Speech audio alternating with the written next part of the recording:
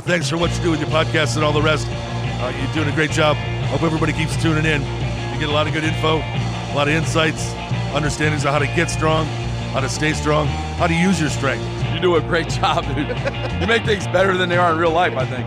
If you don't follow Massenomics, y'all do it. Social media, website, everything. Massenomics. Welcome back, everyone, to episode 230 of the Massenomics Podcast. We are the lifting podcast about nothing. The lifting podcast about nothing and cool beans. That's a new thing I want to do where I say we're the lifting podcast about nothing and something else. All right. So today you just gave away your formula. Well, I know, but I just it's like Tanner. It's like for long time listeners would remember, you used to say you could find me at whatever, and then something like ICQ. Yeah, ICQ. You had a whole list of them. Yeah, you went several weeks with like obscure, a different way, like old platforms that don't exist. Farmersonly.com. Yeah. Maybe we'll do that again. Now I actually have my own Instagram.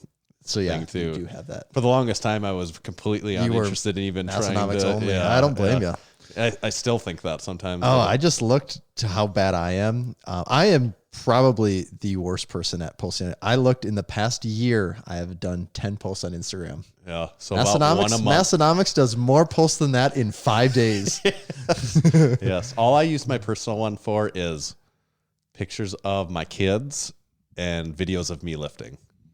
And but really, what else is Instagram for? And I put the video, literally, I put the videos of me lifting on there as I use my like best days of my training blocks, my heaviest days, and then I delete the video off of my phone, and then I can go. It's somewhere back. Yeah, right. It's been logged and then I somewhere. can go look at it somewhere if I want to. So that's how I use that for. I really should up because it's for how terrible my Instagram presence is. It is surprising the number of people that do still follow me, and I'm like, oh, God, you're getting nothing here. So I should maybe step that up a little bit. Yeah. All the Massenomics fans. It is all Massenomics fans. I look and it's like, I click and like, it'll be a name I don't know. Yeah. And I'll look and, lifting videos. Okay. I know what's going on here. Right. Yeah. So I'll see if I can up that here. I mean, if just do one, that's probably good. If I do twice as many, that's still only 2 a month. Right. That's manageable, I would say. But also, do you really need to, like, is there? Not really, but a challenge. It could be a challenge. Yeah. Okay. Today's episode, we have sponsors again. That's the good news. The even better news, it's the 4 horsemen. They're back for more. Today's episode is brought to you by SPUD Inc. The goal of SPUD Inc. straps is to make products that support sports performance and help everyone achieve their training goals. They make products that last forever, won't bust your budget, and most importantly, leave no doubt about success when everything is on the line. Check them out online at spud-inc-straps.com. This episode is also brought to you by Hybrid Performance Method. They are your one-stop shop for all things fitness and online coaching. Whether goals are training-related, nutrition and body composition-related, or both, Hybrid has a program for you. With dedicated and experienced coaches in each strength and fitness discipline, you can rest assured that you are in the best hands possible. We've got a discount code over there at Hybrid. It's MASS, M-A-S-S, in all caps. That will save you 5% off any training or nutrition membership for the life of your membership. This episode is also brought to you by Texas Power Bars. In 1980, Buddy Cap set out on his own to make what he believed was the greatest bar he had ever seen and trained with, and the Texas Power Bar was born. It was strong as a house with the best knurling and was maintenance-free. Hundreds of state, national, international, Massenomics, and world powerlifting records have been set and continue to be set and broken on the legendary Texas Power Bar. And now, with the addition of a Texas Power Bar banner in Massenomics Gym, we now have all 4 horsemen of the sponsorship repped on the walls by a banner. And it looks good. Yeah, it looks damn good. And last, of course not least, today's show is brought to you by Lifting Large. Lifting Large has set a new standard for customer service within the strength world. They have live website chat support and speedy email responses. Lifting Large is home of the Ground Lock Deadlift Slipper, and they are always in stock and ready to ship. We've got a discount code there for Massenomics listeners. It's MASS20, and that will save you 20% off on all Lifting Large branded products. Very good, sponsors. And did I say this is 2:30? Mention that somewhere? Is that what you said? I don't know. Got caught up. Yeah. It's got to be, right? Remembering that I wanted to say that this is the lifting podcast about nothing. and It just threw you out of your routine. Because it also doesn't make any sense, because if it's about nothing, how is it about nothing and something? It's an oxymoron. Right. Well, who are the real morons here? Keeping people on their toes. Who are you calling a moron? We're going to crack into a cold one right off the bat. All right. And by cold one, he meant steaming piping hot. Good, I naturally. assume, yeah. Here we go, Tanner. I want you to take a guess at this. I don't know if we've had this before or not. Okay. Ooh, it's hot. Yeah, careful. I don't want you to burn yourself there.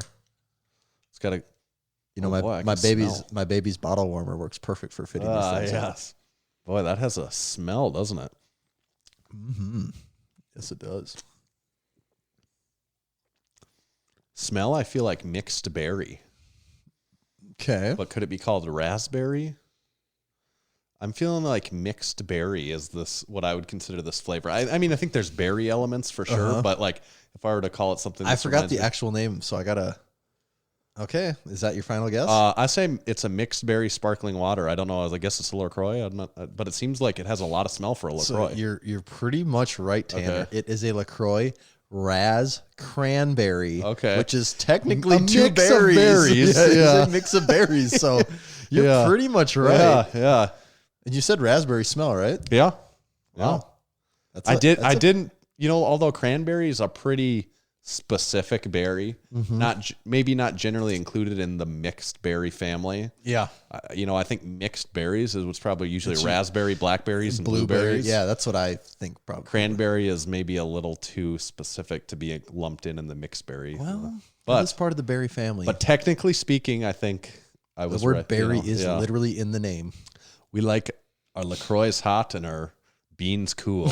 And our berries mixed. Just simple things. So, flavor-wise? It's got a very big smell for a LaCroix. It does. And, actually, I would say almost even a big flavor for a LaCroix, too. It's delightful. Good. Yeah, it's pretty good. I mean, it's refreshing. I give it the 3.5 that I was going to say a 3.5. 3.5. Yeah. I'm going to go 3.5 on this. 3.5. What do JD Power and Associates Awards, or maybe a where would giving something two cool beans fit in? Two cool beans. Yeah. Wow, you just thrown this out there. I'm not That's sure if something for us to think I'm not about, sure at if 2 least. cool beans is good or bad, though, is the thing. Compared to 10 cool beans, Right. it's not that cool. Right, that's true. But it is 2 cool beans. They're still cool beans. We'll have to think about that one. Yeah. We do have a guest today. That's Mr. Chad Wesley Smith. We're going to visit with him in a little bit here. Before that is the main thing we're going to talk about is this big Massenomics Stimulus Contest giveaway promotion. I think so. I did think before we get into that, last week we said like 3 times that one of our discussion topics was something with Rogue and equipment, yes. and we never got to it. So we should maybe do one little tiny piece of follow up to that.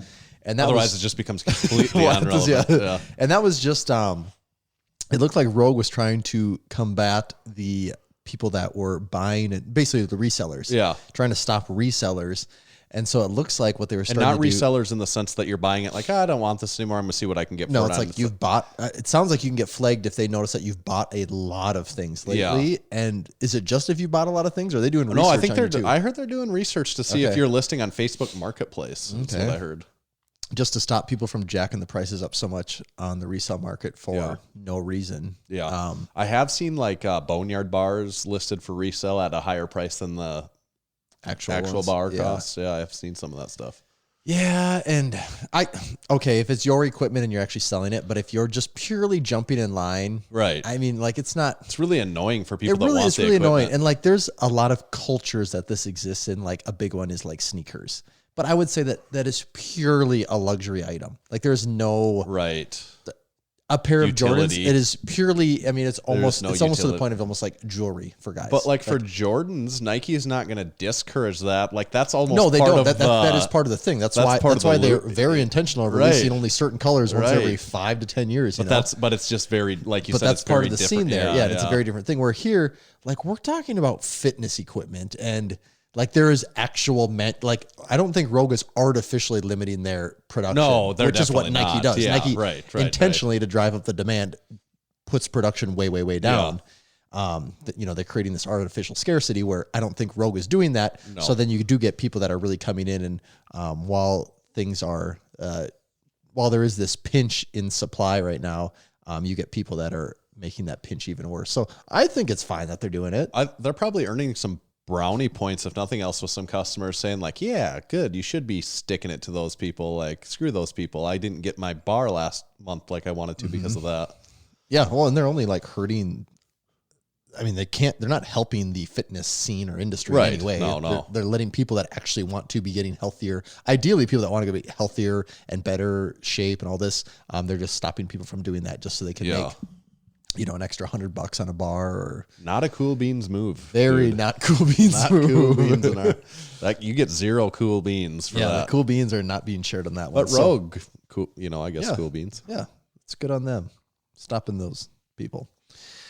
All right, Tanner. So who so what's on the line tonight is a medium-sized check. If you're watching on our YouTube video, if you don't subscribe to our YouTube, this would be an excellent chance for you to go out and subscribe to our YouTube channel because you can see this medium-sized check on the video. And it's very medium-sized. Oh, we've said that before. You might have to check on Instagram too if you haven't seen it, but it is in fact a medium-sized check. There's no way around that. And there is not a name written on this yet, and it is not endorsed. But after today, that will no longer be the case. It will be christened. Yes. So by the time we're done here, someone will have their we will have a name ready to go on that check, etched in here in stone permanently. Yeah. So the contest, it was on our end. It was a little, we've only done one other contest ever. Yep. And that was the Jefferson deadlift. Yep. Show us your best Jefferson deadlift. It's a fairly straightforward contest. That one was. Yeah. And we didn't know, doing that contest, we thought, okay, if we get 10 people, it's a smashing success. Right. And I don't know, what did we get? Oh, we had 50 maybe people? Those. Okay. Yeah. I think we had ended up with 50. And that was a ton of fun for us. It was. Oh, we were blown away by what people just so far exceeded what I ever thought was possible with that one. Yep. Yeah. What was ever possible was just, so far exceeded anything we would have ever envisioned.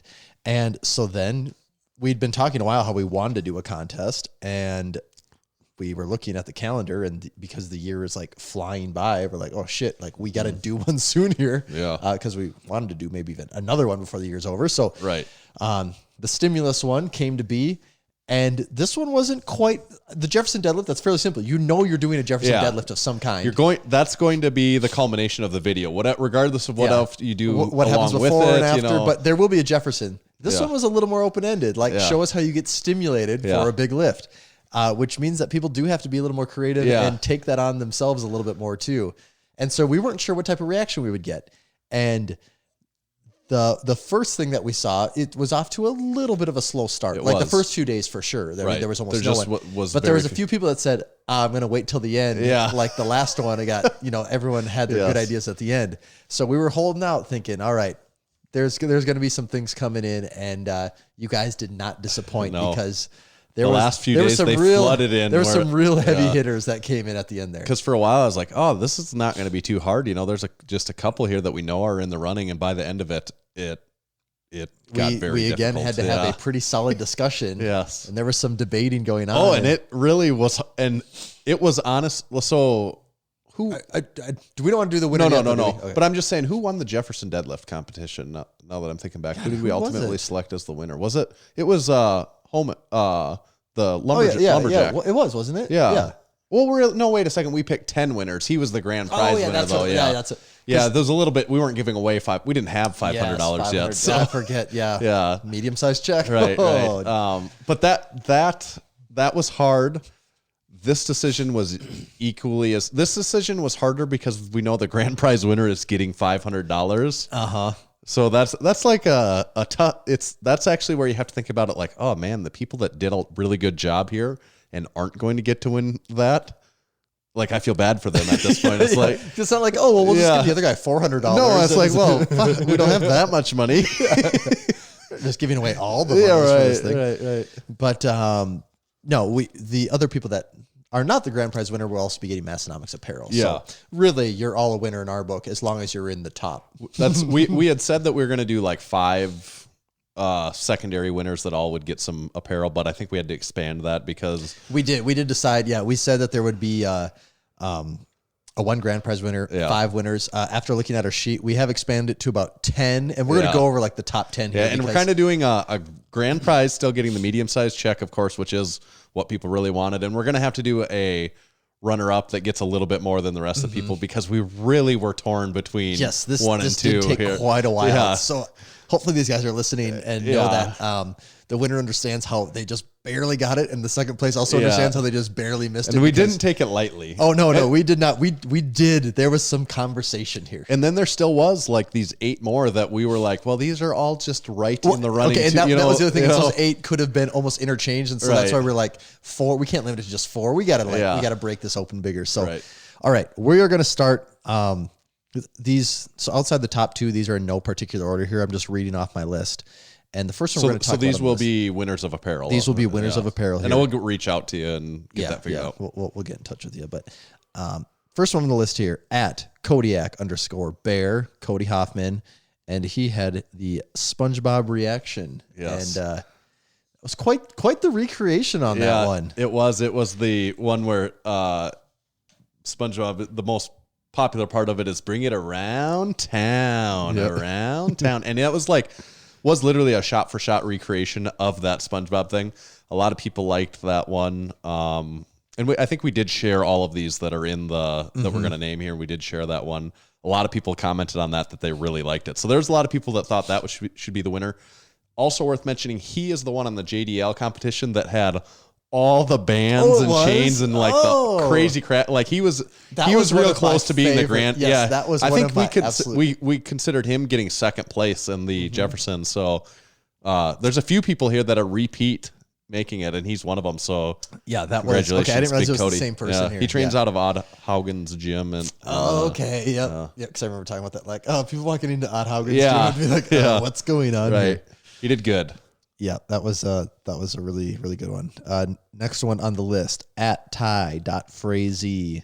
I have listening to podcast, LaCroix from oven, apple pie, cool beans bowl, and Jefferson deadlift in the notes here. Yeah, so he pulls the LaCroix out of the oven and goes into his garage, and he's got the bowl, his chalk bowl, but it's a Cool Whip, but he tapes over Whip, and it's beans. Yeah. So that was a good one. Cool Beans did make a pretty strong appearance in a lot of these videos. Of course, LaCroix was hit on a lot. Hot LaCroix, even more specifically, is extra points for Hot LaCroix. There's also points for wearing something that has Massenomics on it or having some Massenomics featured in there. Jefferson deadlifts made it into this actually quite a bit too. I can't remember if his was a Jefferson or not, but we have Jefferson written down here, so I'm assuming it was. Yeah. Yes. But his was a good one. Next on the list, at Dat Glass Toe, Eric Glass.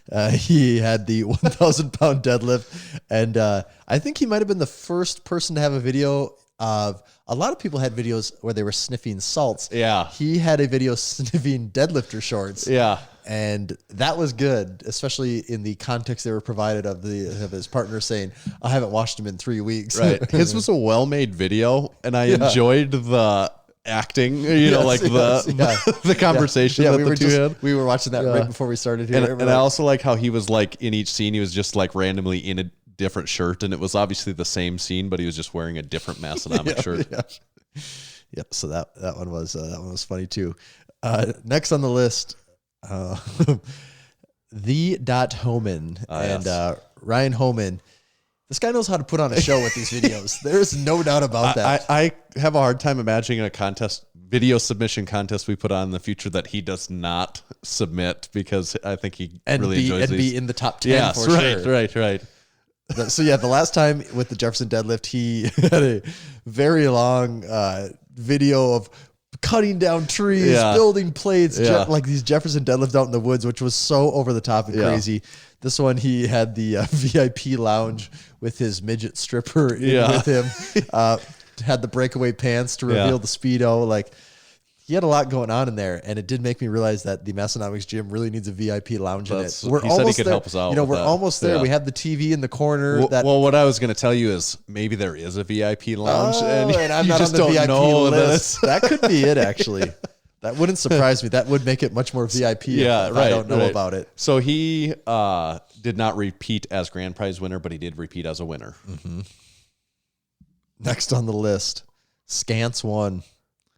And not only did he have a bunch of different Massenomics shirts on. Man, he had to have, he maybe had the record for most Massenomics merchandise in a video. Yeah, he's also frequent. Actually, this week he's the reigning first comment holder on YouTube. He beat out Brandon and James. He's very accomplished in the Massenomics world for anyone that's unaware. But he went full dad mode in his video. Yes, yelling at kids on his lawn, checking the thermostat, shutting the lights off, and then wearing about 13 different Massenomics shirts throughout the process. Isn't it funny? Like, I mean, do you remember getting yelled at for those things when you were little? Yeah, I guess. I mean, I don't know. Maybe like those things specifically. Like that, we're not trying to cool the whole neighborhood. Right. Oh, yes. The thermostat. I think like the thermostat is one of the funniest dad things, but also like one of the truest. You know, like that's just like dads do not like you touching the thermostat. No, and the lights on too. The lights on. That's the other big one. Yeah. Little PTSD with those. Yeah. Next on the list, I feel like this is one of the first ones that really kickstarted a certain level of creativity in the videos we saw, and that was from Get Fit Gen 24. Yep. And not only was she wearing a Huge Life shirt, but she had a "What's in the Sack." Yep. She sniffed an apple pie, and she also ran through a quick overrated, underrated session. But I agree with what you said. At the time of her doing it, she was. There were submissions. There were submissions, but she was top. She was top on the leaderboard, and there were submissions, and they were good. Yeah, but this one brought in a whole level of Massenomics intricacies. That the sniffing, the first one to involve an apple pie. Apple pies made many of these videos too. She was the first to do that. I really liked the overrated, underrated, and she was working out of a commercial gym too, so managed to do all this without making like an incredible scene, but yet still not taking away from the integrity of the video. And also is probably the only woman in our winners here too. I think it was the only woman entered, wasn't it? I think you're right. We did have a couple women in other videos. Yeah. But not only entry in this contest. Mimics our audience pretty well, doesn't it? About 1 in 10. 1 in 20. Next up, we have Mr. Swim Hack, James Strickland himself. Never heard of him. Not only does James have a lot of Massenomics gear, and not only is he a fan of the Massenomics podcast and has a pretty high record of first comments, but he put a pretty elaborate video together too. He did. And you probably got to watch the whole thing. Yeah. You know, he don't want to spill the beans, but he played me in the video. I was gonna say he played you in the video. Some people might not be able to tell that watching it, but I could tell he got into character really well. And he had the little Billy Madison. That part is really that part was really good because he had on his tape to his wall. He had his tally of all his first comments, and then below that was all the Massenomics podcast supporting memberships. And he crosses off the last one and then sits down and applies chapstick. And that part was killer. I loved that part. That could have been Steve Buscemi's acting double. Yes, that one scene of his rivals up there with my favorite one scene of any of these. You know, like that's right up there. That one particular part is really good. Yep, that was really. And he had one other thing that I really liked. It was the lift shorts in the briefcase. That was I'm like, God. Yes. I don't know why we don't just have one sitting out at all times. Well, and was he no, he's not the only one that incorporated the shorts, I guess. But like he probably played up the lift shorts part of it the best out of all the submissions, I think, right? yeah, I think so. Because people are really hot on the apple pie and the cool beans, as a little more trendy Massenomics pop culture. But he really hit the classic lift shorts part probably the best. He did very well with it. All right. Now, okay, we're not in the final. So we have 3 left here. So the last one here, not making the we're not in the runner up yet, but the last one in the finalist section, we have Professor _Steven. And he went full on stone cold mode in the gym. One of my favorite lines of the entire thing. Yes, there's another one. There you go. He said, "Can I get a cool beans?" And he did it standing up on top of the bench, like a la Stone gym. Cold, gym. And screamed it. Instead of can I get a hell yeah? He said, "Can I get a cool beans?" That was really funny. That's right up there with one of. For individual parts of a video, that is also up there with the best of all the submissions. Can I get a cool beans? I also did like how I'm trying to remember how it works out, but like he's trying to use the bench or something. Some guy comes out of nowhere and like hits Whacks him. him, And he falls to the ground and there's a McDonald's apple pie just laying right there. Yeah. I laughed pretty hard at that. Yeah, that was good. All right, Tanner. This is what all the last 2 weeks have been leading up to. Yeah, our final two. The final matchup. And this is a powerhouse matchup. This is like the matchup everyone wanted. We've said it many times, but we cannot understate that there was a lot of debate and discussion before we came to. We're at peace with our decision here. Yeah, we have no regrets about it. But this was something that took a lot of thought.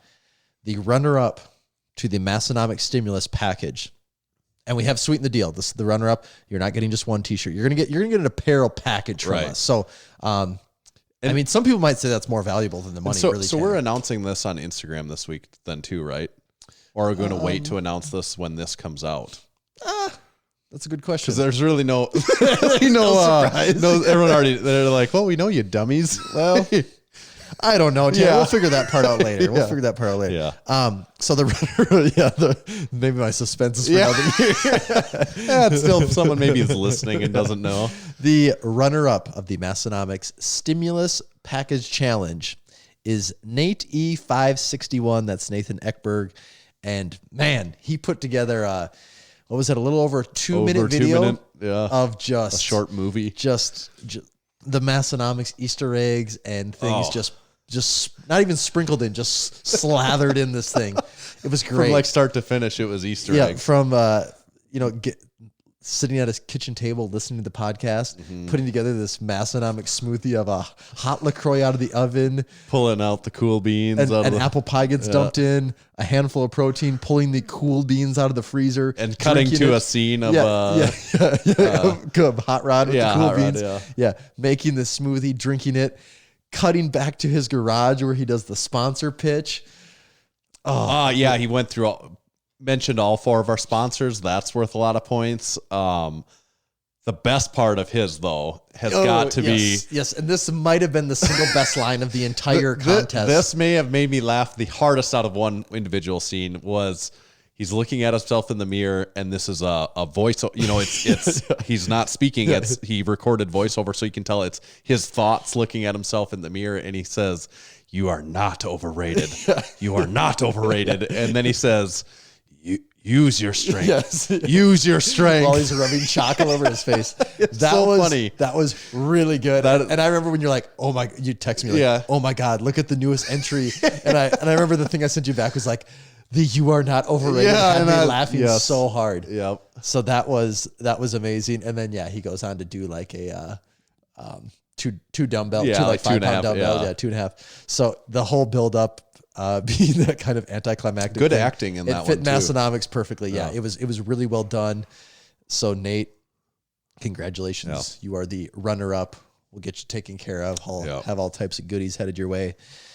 And that leaves our champion. Us. The secret is we didn't tell anyone us. yet, but we did have a video come out today, so we're gonna keep the money. No, wouldn't that be funny? That's kind of like how far the perfect plan. How far could we push the us being greedy thing until people actually get mad and like, okay, wait a second. A few people would feel burned. A few people would probably laugh about it. But we're not that bad. Right. Maybe one day, but we're not there yet. So the winner of the first ever Massenomics Stimulus Package is at Mostly Squat Videos. And his name is Matt. And Matt put together a banging Massenomics short film. It's very good. I mean, from like the music to the scenes, like to the videoing and the cutaway to Arnold. So his starts he's watching the Massenomics podcast. Yeah. And taking notes. Yeah, taking notes. What he needs to include in this video, basically. Like notes of how to get strong, like your druthers, all of these things. Yeah. And then from there, he goes into his training montage, and from snorting creatine to smelling salts, markers, shotgunning a can that has a piece of tape to it that says LaCroix. Yeah. And just like the cutaway shots of like him doing all this stuff. It was slick and it was produced really good. And then all of a sudden cuts to Arnold. Yes, yeah. Going through his like warm Putting his boots on. hitting his and- boots on yeah. and all this stuff. So it was just really funny. And then again to get to the end and to not overhead press the bar. The bar, yeah. And it sinks him to the ground. Yeah, it was a really well done video. He was wearing the 8-bit powerlifting shirt, so Yeah, good and choice. that was the first one that really kicked this whole thing in for me into like, whoa, Yeah. this is the level really got upped here. Yeah, and there's not just there's a lot of factors we had to weigh to decide the winner, but part of it was he did kind of jump out in front too, which was that's not the reason he won, but that's just an additional factor to weigh It in. felt like that he was a little bit of a Yeah, trendsetter. on it. right, I mean, right. the other guys, all of these other videos, for all we know, they were filmed first. But Right. this one was posted first, and it was just like, oh man, all these funny ideas in here. Yeah, yeah. It was really, really, So really well done. he is going to have his name as of right now. It's just Matt is going to go right here on the pay to the order of this medium-sized $500 check. I guess we're going to sign it down right there. have we're a gonna medium size endorsement on Yeah, there. yeah. Send this out to him, and he is going to be upset to find out that we're not sending him a real check. It is just going to be this, but I suppose we'll include some money. yeah, with I it too, guess so. Yeah, So congratulations, Matt. And thank you congratulations to all the winners. yeah. Congratulations to everyone that entered. And Like yes. everyone was a win. Nobody lost. Like we are all winners. No, they were in all the- good. And we did put together a bit of a montage video of a lot of the lifts that I'm assuming is out by now, right? Yeah, I think so. Yes. And we have so much fun watching things like this because the fact that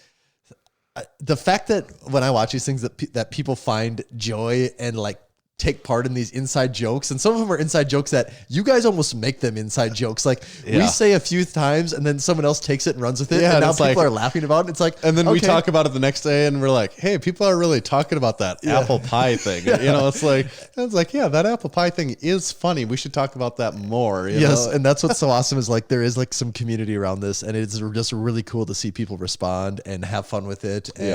And I'm glad that we can all have a good time with all this. It Yeah. makes me really happy to see that stuff. And Yeah, for sure. It is really fun to watch these things. So thank you to everyone that entered. Congratulations to the people that won. We'll have some gear and good stuff coming your way, and be on the lookout for the next one of these. Yep. We got more things coming. If you thought this check was medium sized, just wait till you see how next one's going to be extra medium. Let's just say 2020 might shape up to be a pretty solid year after After all said and done. Should we read some sponsors, Tanner? Let's do the sponsor thing. Today's show is brought to you by Lifting Large. Lifting Large sets the new standard for customer service within the strength world. Get email responses in hours, not days. They now have live website chat support available during the weekdays, so you can get advice from a real powerlifter with actual platform experience. The Lifting Large team wants to help you achieve new PRs in the gym and on the competition stage. When you're ready to try single ply and make your way to the dark side, give them a call. Lifting Large is home to the Ground Lock deadlift slipper, and it's always in stock and always ready to ship. Massenomics listeners can save 20% on all Lifting Large branded products by using discount code MASS20 at checkout. That's MASS20 to save 20% on all Lifting Large branded items. Place your orders at liftinglarge.com, and you can follow them on Instagram at liftinglarge.com. That's at liftinglarge.com. The Massenomics Podcast is also brought to you by SPUD Inc. and the Dumbbell Handle. The SPUD Inc. cartoon dumbbell handle is what SPUD calls them because they can hold a ridiculous amount of weight. The picture on their website shows them holding 525 pounds. Tanner, can you one arm row that? How much did you say? 525. Oh, I'm only at 520 right now. Oh, okay. so I knew you were getting close. Yeah, that's of course they just had to one up me a little bit. And that's with one overhand grip, right? Right. Not Yeah. hook grip. That's cheating. No, yeah. No. But this thing is jacked for a simple dumbbell. For years, 200-pound dumbbells were about the heaviest available, and they were always very awkward to press. With the new SPUD Inc. cartoon handle, a new level is here, and they want to see you roll that thing. The bar alone weighs 25 pounds, and it's 36 inches in length. The total weight loading area is 28 inches. The handle is well knurled, and the quality is much better than even the top bars out there. Check out the SPUD Inc. dumbbell handle online at spud-inc-straps.com. This episode is also brought to you by Hybrid Performance Method. If you've been training without a coach and have been looking for a competitive edge, remember to check out hybridperformancemethod.com. Hybrid has 15 different strength and fitness programs covering everything from powerlifting and strongman to gymnastics and general fitness, all included in one training membership. That's not all. Hybrid also offers one-on-one personalized nutrition coaching that uses lifestyle habits and a flexible approach to shape your nutrition plan around your current lifestyle instead of turning your lifestyle upside down in order to support unsustainable habits that only work in the short run the way most programs do.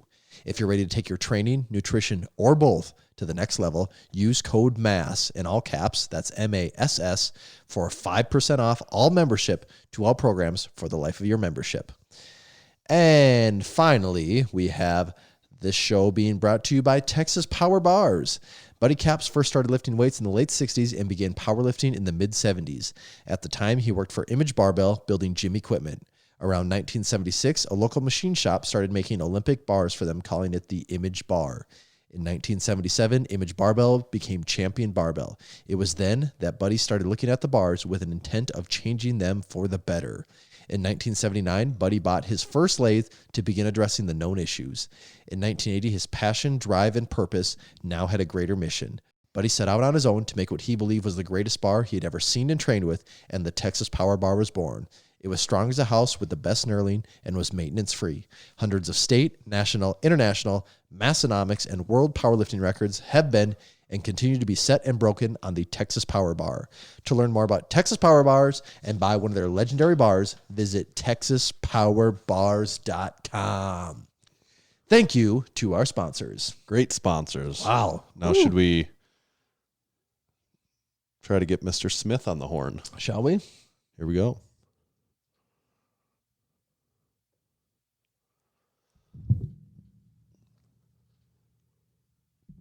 Are you ringing yet, Tanner? We're going now. Should be.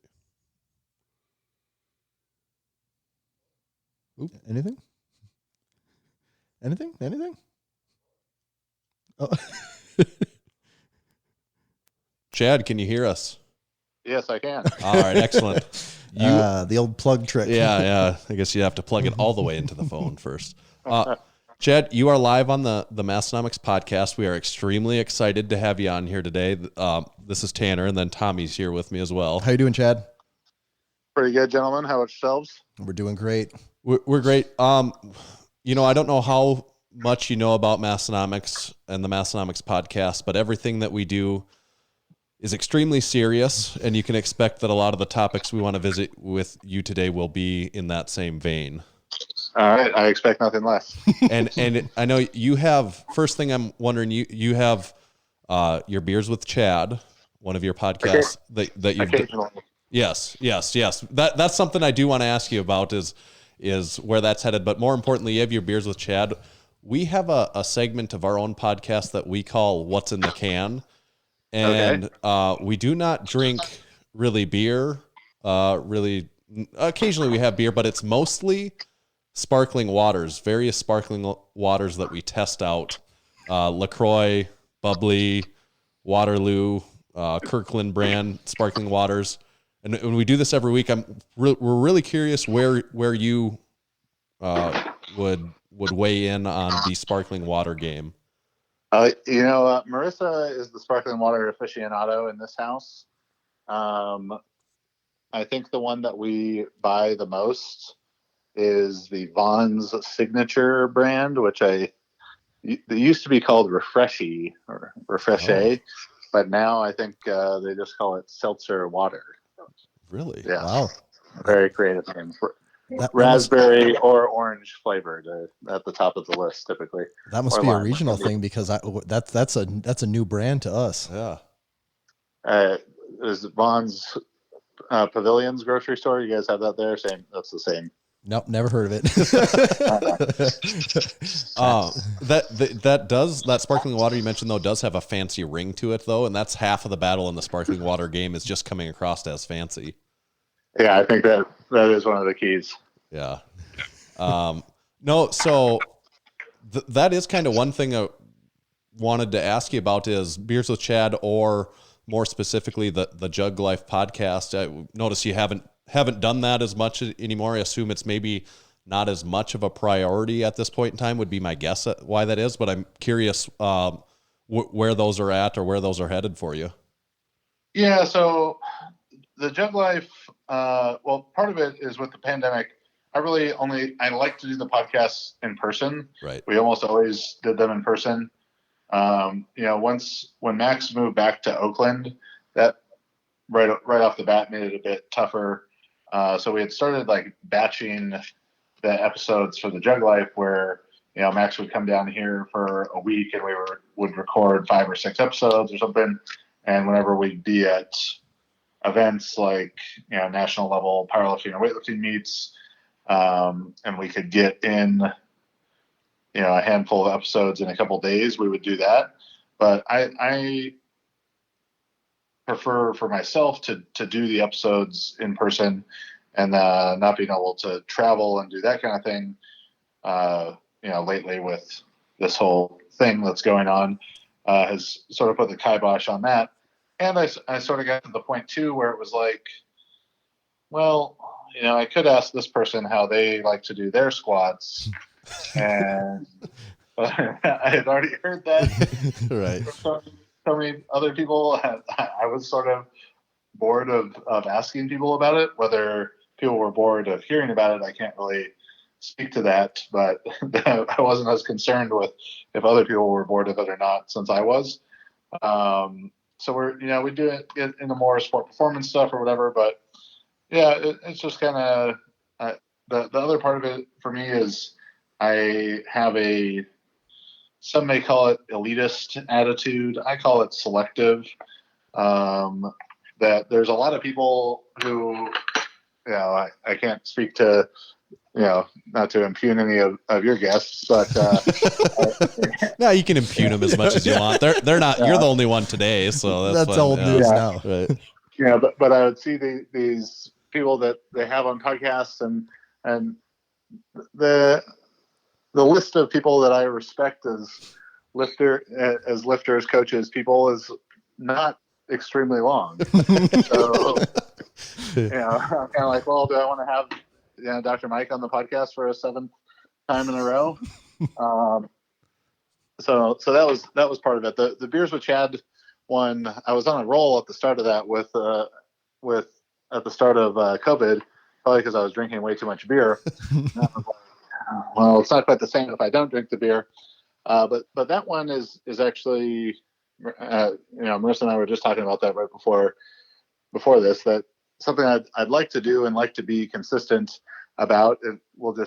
A lot of it will be outside of the realm of the Juggernaut brand and much more into the, I guess, Chad Wesley Smith brand, because, with the same issues as I mentioned with the Jug Life, that, there's just not that many, I'm just not that interested in asking people over and over, well, tell me about how you train, whether it's powerlifting or weightlifting, but, just getting into other stuff for me, which would be, some lifting stuff and talking to strength coaches and sport performance coaches, and then, jiu-jitsu competitors and coaches, as well as like regular sports, football, basketball, like kind of sports talk type of stuff. I really enjoy that. And then even into the business and investing and technology and pop culture entertainment. So it's I want to ramp that up and start doing it. It's just kind of coming, just for me, kind of dealing with the idea of like, all right, well, it's going to be its own thing that's separate from Juggernaut, where previously everything I did or tried to do was all sort of in service of driving the Juggernaut brand, but that's doing well for itself. So I feel like I can kind of do things that are tangential to it at this point. Well, Tanner, I guess this is kind of an awkward time to say we're going to spend the next 30 minutes asking you in-depth questions about programming, Chad. Yeah, no problem. I'm going to have to really rethink now that our you questions. shit on our entire strategy here. No, that's actually good that you said that though, Chad, because if anyone's listened to these episodes lately, they would know that our guests, as much as they all tend to have the thing in common of they lift, we spend almost no time talking to them about lifting. So you're in the right place, I guess, for right now. Well, that's perfect because I barely lift anymore. So Yeah, it still counts. yeah, Yeah, but I can tell you about what I used to do. well, that's what I was gonna say. You used to bench a lot in high school, I would assume. So, Yes. so that your podcast feed that you have now, you see going forward though, that'd be more of the track of the beers with Chad. You could see doing that more possibly, but not so much. I mean, with Max having moved, would that continue to exist at all? Do you think, or not necessarily at this point? It's hard to say. Max and one of our other weightlifting coaches, Zach Tellender, they do the Training Make podcast, which is more geared towards weightlifting. I don't foresee myself doing a weekly podcast dedicated to powerlifting. Mm-hmm. Now, may I facilitate that for someone else to do through the Juggernaut brand? Possibly, probably. I mean, that's still the biggest part of our brand is powerlifting coaching, and powerlifting content. That's just, for me specifically, not what I have an interest in continuing to do. Like I feel like I do the same podcast over and over. That I don't see any drastic changes coming in how to lift more weights than before. So that makes sense. Yeah. Yeah. That kind of what you're talking about there brings up another thing I wondered. You through Juggernaut, you do a lot of different things. This podcasting part has been one arm of it. Of course, your YouTube, the PBS of fitness YouTube, I believe you've been called, authoring books. I've read The Scientific Principles of Strength Training. I love that book. I've recommended it to people before. Thank you. You're coaching individual athletes, the AI coaching, everything else that you do there. I mean, selling apparel and all the, running the actual business. And you talked about not being as interested in the podcast side of it. I just kind of wonder how you balance your time amongst all those different arms of your business. Do you go with, at this point, with the business being established where it's at, do you try to focus on what interests you the most, what makes you the most money, what's just the funnest to you, or how do you look at that usually? I mean, you got to take care of business first. So that's what's going to drive the revenue for Juggernaut, which at this point, our main business is the AI coaching. We've been working endlessly on an app for it, which I can get into a little bit of the longer. Well, I'll tell the longer story in a quick way. So when we first started working on the app for it, October 2018, with an Indian company who told us 6 months we're going to have this ready, particularly because it was a pivot of an app that Garrett Blevins, my Juggernaut AI co-creator, had already been working on. So a lot of things were already done about it. And then we realized that they just couldn't do it right. They couldn't build the app that created the programs in the way in which I intended for them to be created. So after, we got 12 to 14 months down the road with, after their initial 6-month estimate, and I had already made one of the greatest regrets of my life in saying, hey, we're going to have an app that comes out in 6 months. So everyone get ready for it. Right. Which, I remember when I said 6 months to Nick Shaw, the CEO of RP, he was like, oh yeah, he's like, they told us 6 months too. And I wish I had headed of his advice. Should have listened to him.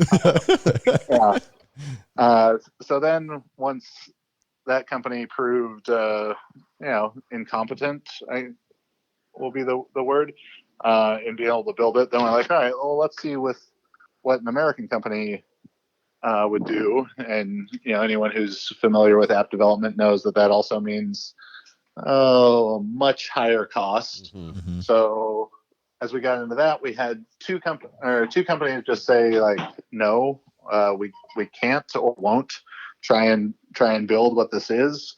that it's apparently a lot more complex than normal apps are. And then a third company quote us at $950,000. Round it up to $2 million. What's the just a month or two of revenue, right?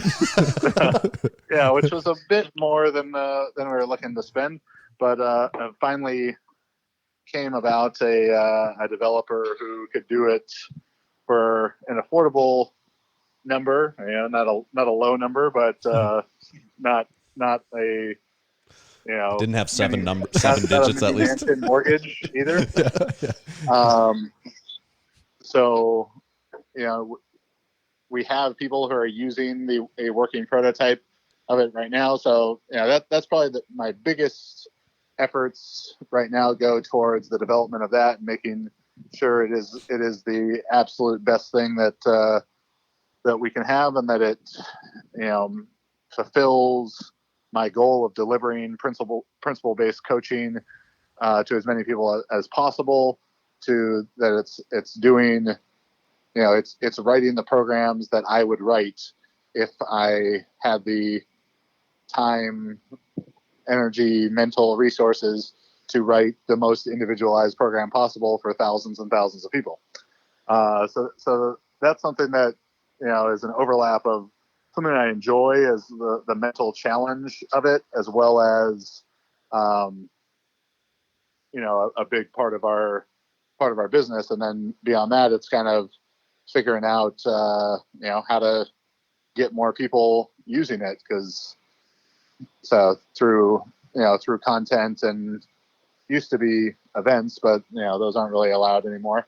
Still exist. Yeah. Yeah. So yeah, I mean that's the main stuff. As far as my own coaching, I actually only personally coach right now, maybe like six people, and two of them, I think the only powerlifters that I actually write the program for right now are Marissa and Andy Huang. That some of my other people they're using the AI system themselves, like Kristen Dunsmore and Maddie Forberg. And then I have two U.S. Olympians in the bobsled that I coach, a Olympian for Greece in the shot put, and the number 1 ranked U.S. hammer thrower, and then some jiu-jitsu guys as well. But yeah, just kind of doing the sport performance coaching is a bit more of an interesting challenge to me at this point, and I feel like the AI is writing as good or better programs than I can. So it's doing its thing for my powerlifters. So can we expect a bobsled specific training app in the next 6 months? Is that out of everything you said there? All I could think about was the bobsled thing, and was just waiting to be able to ask a question about that. The bobsled is a very, very interesting in that it is so like all more or less all being a great bobsledder is what they're looking for is the biggest, fastest person they can find. Well, we've seen Cool Runnings, so we know how this works. What I really want to know is, with your training, how is this U.S. team going to stack up against one of the greatest bobsled teams of all time, the '94 Jamaican team, or whatever year that would have been? I think that was '88. Okay. 88 Calgary. Yeah. Yeah, we should do pretty well. If you want to hop on Instagram and see one of the guys that I coach, who's one of the freakiest athletes you ever seen, a guy named Blaine McConnell. He's about 6'1", 230, with like a 43-inch vertical and 200 kilo clean, 155 kilo snatch. He's a pretty explosive guy. So yeah, that's been fun getting to work with the bobsled guys. Cool. You mentioned you're coaching maybe just a handful of power lifters at this point in time, and you moved on to other things, not competing yourself. What I wonder is, do you feel like you, in that particular sport, have you lost any of your interest in it, or diminished some of that interest with not competing yourself anymore, and just being more involved in other things? Is it just as interesting as it was to you at one point in time, or has that gone down, do you think? I have a great interest in helping the lifters that I coach succeed. Yep. The most satisfying thing I've ever done in powerlifting is, coaching Marissa to world championship and all-time total world record, the 2017 Arnold and then 2017 IPF Worlds, more so than any of my own accomplishments. So helping her succeed is and do what she wants to do in the sport is something I'm very interested in. And something I'm very interested in and passionate about. As far as like being a fan of the sport of powerlifting, I don't really follow it at all. Yeah. I think that's fair. I see a lot of powerlifters every day on Instagram with the hashtag ChadBot at the end, and am very excited every day to repost their PRs and celebrate that. But the last, when was the last time? The last powerlifting meet I was at was this year's Arnold, which I guess is like 6 months ago, but seems like about 10 years ago. Lifetime ago. Yeah. And there was definitely like people who were extremely strong, and I was like, oh, who is that person? Yeah, right. Yeah. But I think that's kind of just the nature of powerlifting now too, is that it's grown so fast that you get, extremely strong lifters coming out of nowhere a little bit. Yeah, there's not just 12 people to be interested in anymore. Yeah. Right. Okay. Really serious question here. We do a bit of memeing over here at Massenomics. We've made our fair share of memes in the past, and we've done some that have involved you over time. One of them that particularly stuck out to me in memory as we were getting ready for this episode is one we've done with Louie Simmons Body with your head on it. Wondering. Yes. So do you remember having seen that at any point in time? I can't unsee it. Okay. Okay, great. That was the right answer. So that's kind of I was wondering. Tried. Yeah, I was wondering what your general feel was on that, and I kind of get that. But this leads into my next question: would you rather fight being with a Louie Simmons body and a Chad Wesley Smith head, or a being with a Chad Wesley Smith body and a Louie Simmons head? So the head contains the brain, holder of the head's brain, right? Yes, correct. The brain, yes. That is worth considering for sure. An important note, yeah. I think I'd go with the brain is what would contain the fighting acumen. As I am now a 2-stripe Brazilian Jiu-Jitsu blue belt, so. But you'd have to be in an old man's. Kind of a lot of technique. Yeah, you would have to be in Louie Simmons' broken body, though. Yeah. Does this creature have ready access to a reverse hyper? if he was to become injured during the fight, he could go and reverse hyper a few times and regenerate himself, a la Wolverine. I think he just might have solved this riddle. Yeah. We'll assume a reverse. One of those two gets the reverse hyper. I'm not sure exactly. I guess if you're the Louie Simmons body, you get the reverse hyper. Yeah. Does the Louie Simmons body come with any assortment of boards, bands, or chains to be used as weapons? Yes, I suppose it does. Whereas the other one, all you have just is has boat shoes. Is yeah, all. Yeah, your boat shoes and your tool belt with the 7 scientific principles of strength training. You can use specificity and overload, and I don't know what those do in the active fight, but yeah, I mean, I guess in this situation where he is equipped with an array of devices and weapons. I mean, I could be,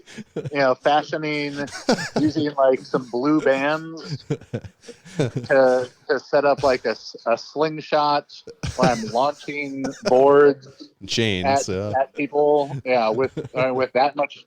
With the amount of band tension, I could have a circa maximal slingshot thing going on. Yeah. It's pretty medieval sounding. Yeah. I don't know if we'll ever know the real answer to that. I mean, some Frankenstein scientists would have to help us out to really get to the bottom of it, but I think that's all good logic to get to the end of it.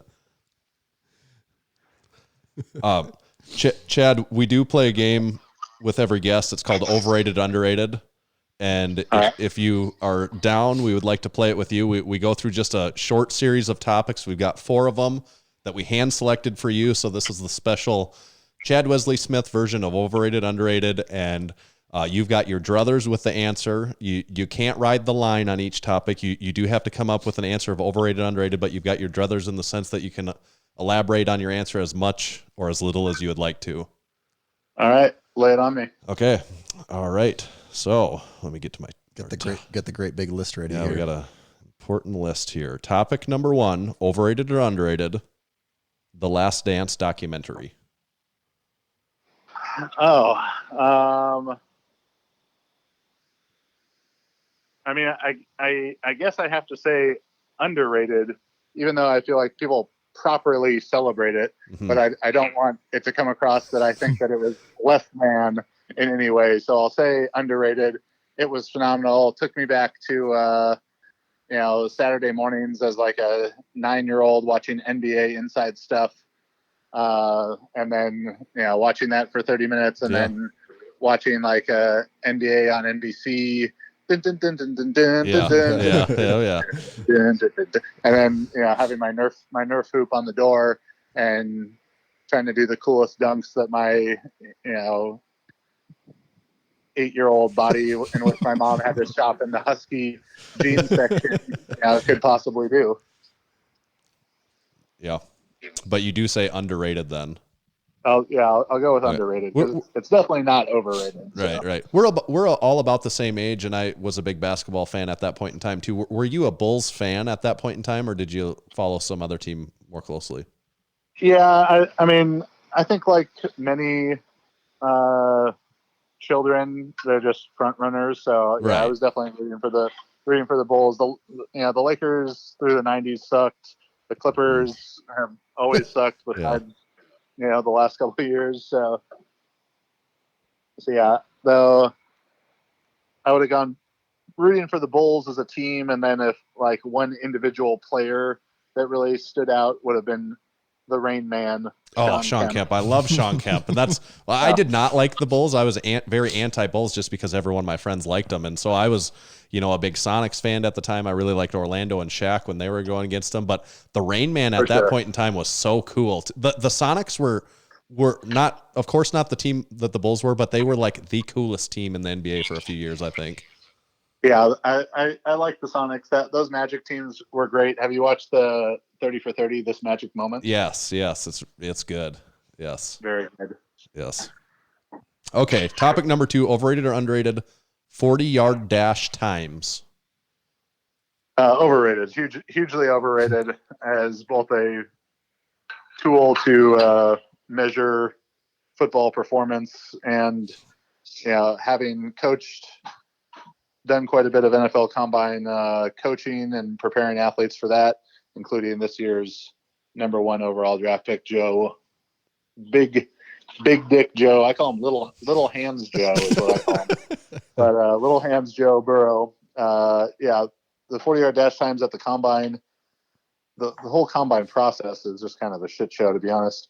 But the 40-yard dash specifically, like the number that you guys see on TV as their official time for NFL Network or whatever, is an amalgamation of some hand-timed, electronic-timed, I can't say average because I haven't yet to be able to discern a pattern of what they're getting for that time that they put on TV.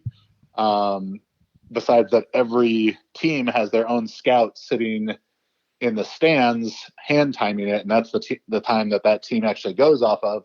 And I'm not sure how accurate, a 60-year-old white guy sitting 50 yards away is. Very. Yeah, just shockingly accurate, yes. There's a reason they're in that position. Yeah, and from my experience at the Combine, I can assure you that old white guy who's timing it is definitely hungover. Yeah.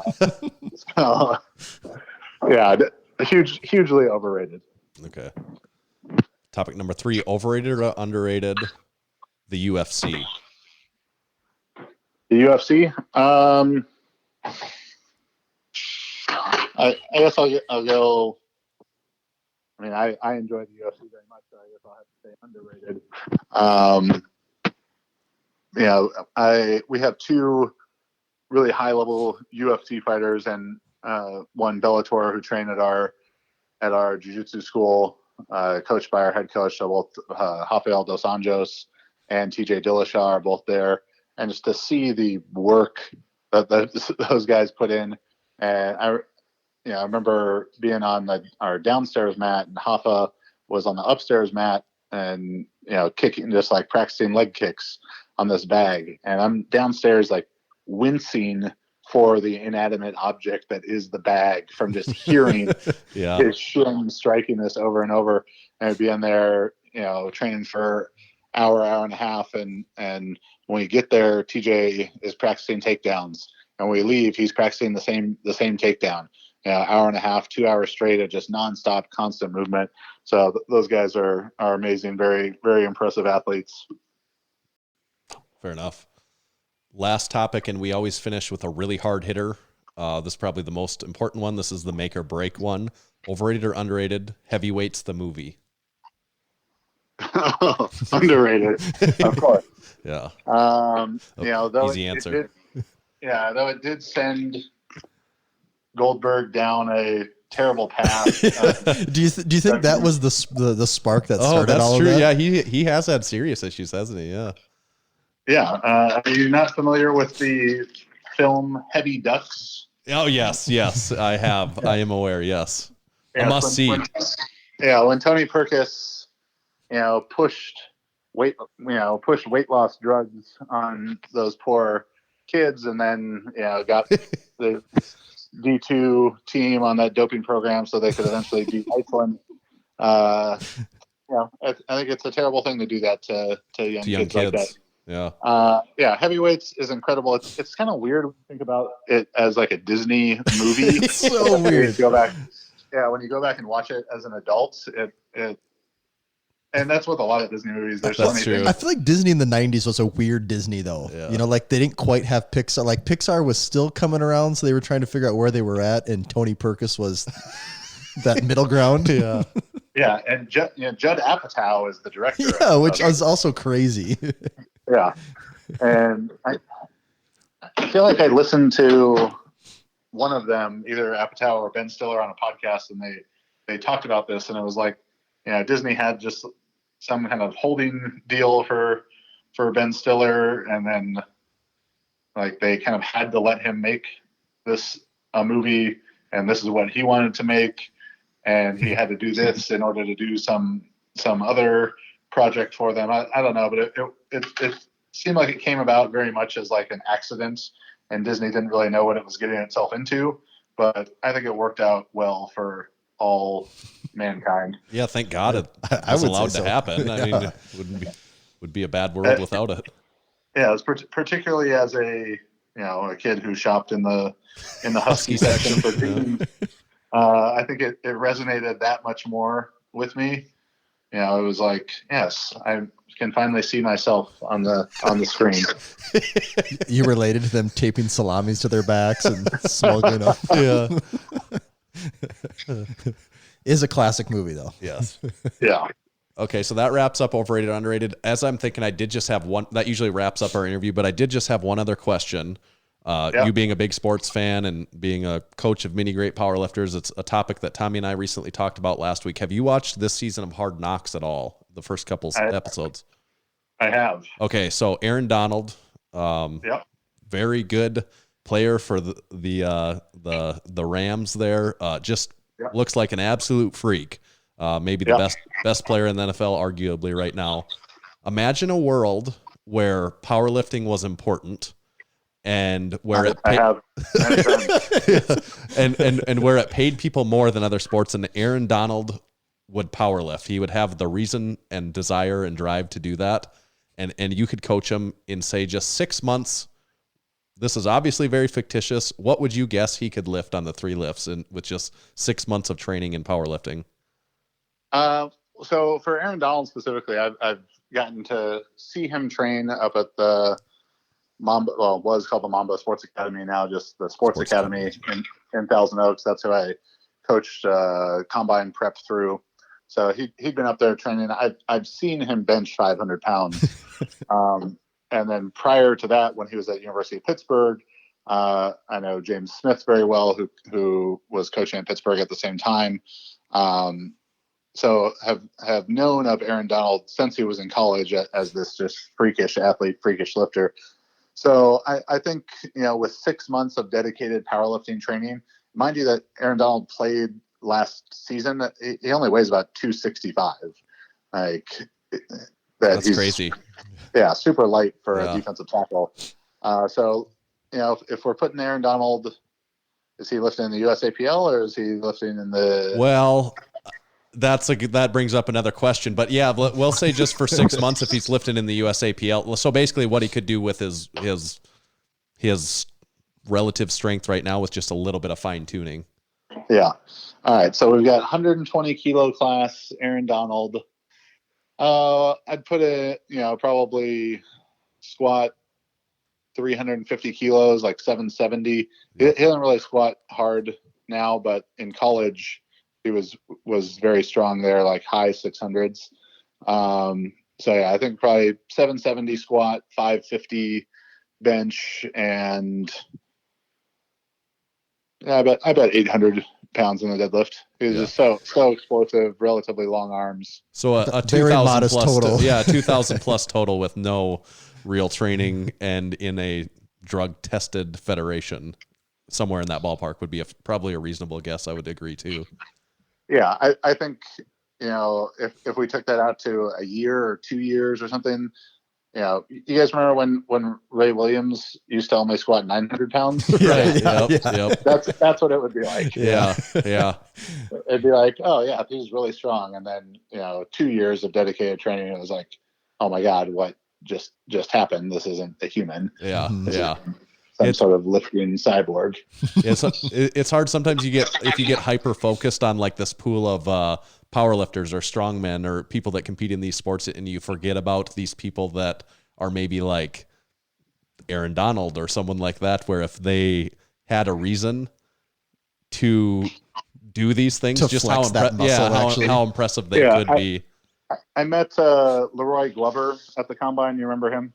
Yes.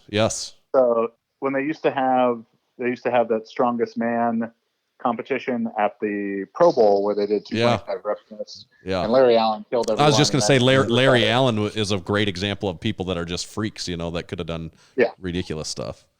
Oh yeah. Like Larry Allen's a 1,100 pound squatter, 800 pound bencher, 900 pound deadlifter if he does powerlifting. Right. But LaCroix Glover kind of took the mantle from him as strongest NFL player and was, every year 45, 50 reps of 225. He's been retired for however long now. He's the D-line coach for the Chargers. I would have put LaCroix Glover at probably 6'4", 350 pounds, which is a huge man, but I've weighed 375 pounds before. And, all the way at the combine was 300, maybe, 300, 305, somewhere in that range. Like 6'1". His shoulders, I felt like were twice as wide as mine. His hands were twice as mine. And we were talking to him about, lifting when he was in the league, and he's like, incline bench 405 for 10, and just wild ass shit. Yeah. There's some freaky people out there. Yeah, no doubt about it. Well, Chad, we appreciate you taking a little time with us. We were excited to have you on here. Yeah, it's been a lot of fun. Yeah, my pleasure, guys. Is there anything in particular? I mean, we talked about the AI coaching. I mean, it's not hard. It's hard not to find Juggernaut if you're looking for it, I would say. But anything else in particular that people should check out if they're after you? No, that stuff. At Chad Wesley Smith, at Juggernaut Training Systems, YouTube. If they have a question about lifting, I probably made a video about it. You may have to do a little bit of searching, but I'm sure it's there, unless you have a really weird or dumb question. Then maybe I haven't. But yeah. Could you make a video about the Louie Simmons Body, Chad Wesley Smith head thing, like a series on that potentially? I did make a Beers with Chad, in which I made a absurdly in-depth analysis of the Reddit question of like, ducks. Would you rather fight the ducks thing? Yeah. Which I don't know if you wasted your time listening to. I've listened to it. Yes. Yes.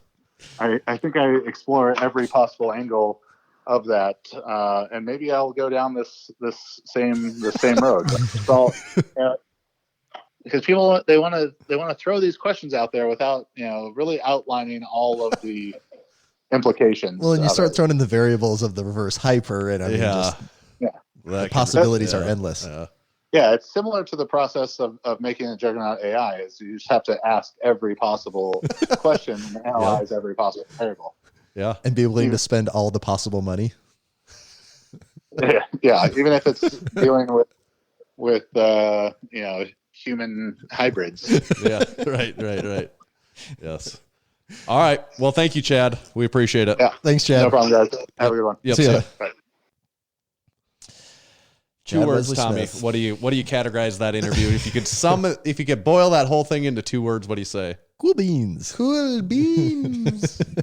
Definitely cool beans. Oh, that was cool though. Yep. God, I forget how deep Chad's actual like sports performance knowledge is. Like he's not just a powerlifting guy. No, and even less so as time goes on, more and more. I say that we kind of talked about that too. That gets to be less and less a piece of the pie for him, I think. Well, and so few people that coach, specifically in the bubble we're in, that coach. Most people are coaching strength, specifically powerlifting strength. Yep.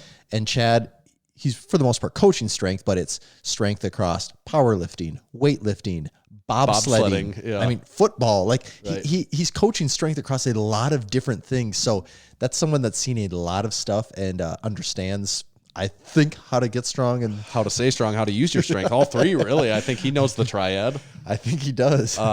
But he would be someone you could get into depth a lot of those questions. That's obviously for sure. this isn't the time or place that we're going to do that. But I'm more interested in the things we asked him, like I think we asked the important questions. Yeah. How strong could Aaron Donald be? Like, that's what people want to know. Oh, that's really cool to talk about. Like, because he has a better perspective on that than most of the people that are even around Aaron Donald, because those people haven't like pushed strength to the peak or understand what peak strength can and does look like. Yep. For So sure. he has a very unique perspective in that way, that he's around people that are freaks, not just in the powerlifting world. And it's good to hear his, probably expert opinion is probably not unsimilar to what we kind of, our very unexpert opinion of just watching Aaron Donald a little bit. It's like, that guy would be the best, Yeah, he would be really good. Yep. Okay. No doubt. All right. Does that kind of hit the highlights of this one? We got to that does hit the highlights. get this medium-sized check endorsed and We sent to the mail. get the old Herbie Hancock on that thing and get it in the mail. Would say you should hit us up with a 5-star review on Apple Podcasts. We're creeping up there all the time. I think it's getting closer to 250, so we got to get above that 250 mark. And then the Massenomics Podcast supporting memberships. You could be like Big James and cross off all on the list, or even just get a list, put one on there and cross it off. Sometimes I like to do that. Even if you're going to sign up for one, make a list, sign up for it, and then just cross it off. Doesn't that feel good sometimes? So sometimes I make things on my to-do list basically just to cross them off because I know I'm going to do them within, I mean, I know it's going to happen no matter what, but it feels good getting that momentum going. It does feel good. So that's what you should do. Make a list of signing up for the Massenomics Podcast supporting membership so you don't forget to do it, and then just do it right away and then cross it off the list. And there you go. You just finished your list for the day. And then it renews automatically, so you don't have to worry about crossing it off again. No. But you can write it down. Just keep writing it down. You can write it down and keep crossing crossing it, it, and it'll do it for you. Yeah. But one of those little productivity hacks. That's right. That's a great plan. Subscribe on YouTube. Like us on Facebook. Tommy, where we at? Where you at on Instagram? We can do ads. Oh too? my God. We've come so far, Tanner. That would have been bad. I'm not going to let you finish an episode without ads over there. It's not the first time. I've always almost forgot that here recently. Today's episode is brought to you by SPUD Inc. The goal of SPUD Inc. straps is to make products that support sports performance and help everyone achieve their training goals. They make products that last forever, won't bust your budget, and most importantly, leave no doubt about success when everything is on the line. Check them out online at spud-inc-straps.com. This episode is also brought to you by Hybrid Performance Method. They're your one-stop shop for all things fitness and online coaching. Whether your goals are training related, nutrition and body composition related, or both, Hybrid has a program for you. With dedicated and experienced coaches in each strength and fitness discipline, you can rest assured that you're in the best hands possible. When you go there to sign up, make sure to use our discount code. It's MASS in all caps, and that will save you 5% off on your training or nutrition memberships for the entire life of that membership. And this episode is brought to you by Texas Power Bars. In 1980, Buddy Cap set out on his own to make what he believed was the greatest bar he had ever seen and trained with. The Texas Power Bar was born. It was strong as a house with the best knurling, and it was maintenance free.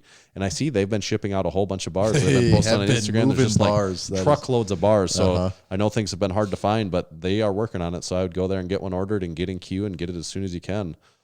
Today's show is also brought to you by Lifting Large. Lifting Large has set a new standard for customer service within the strength world. They have live website chat support and speedy email responses. Lifting Large is home of the Ground Lock deadlift slipper, and they're always in stock and ready to ship. Also saw today that a post about a bunch of chalk, like any chalk, liquid chalk is a big thing now because of like gyms and germs. So they have all the various methods of chalk you could possibly want. The benefit being there is it's your own personal chalk. Exactly. And those are Lifting Large branded products. So that would be a great product that you could use our discount code, which is MASS20. It'll save you 20% off on that, and 20% is significant. That's at liftinglarge.com. Or the Ground Lock deadlift slipper. Ground Lock deadlift slipper. It's said to be the Massenomics podcast of deadlift slippers. Yes, that's what it is. That's like a fact at this point. So that's it. So Tommy, where do they find you on Farmers Only? You can find me at Tomahawk_D. And you can make sure to follow Massenomics at Massenomics. You can also follow me at Tanner_Baird on Instagram. See you. Later.